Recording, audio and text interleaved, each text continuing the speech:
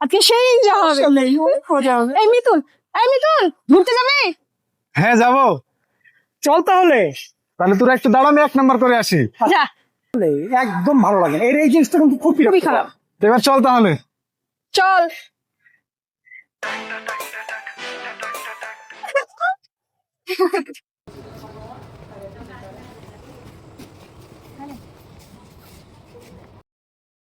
Ticket নেওয়া হয়ে গেছে, চ। চ। হাই।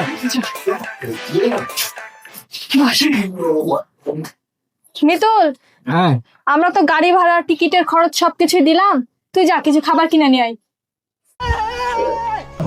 বান্ধবী, আমার কাছে তো টাকা নাই, 2 টাকাই আছে, দেখ তোরা বললি তাই আসলাম।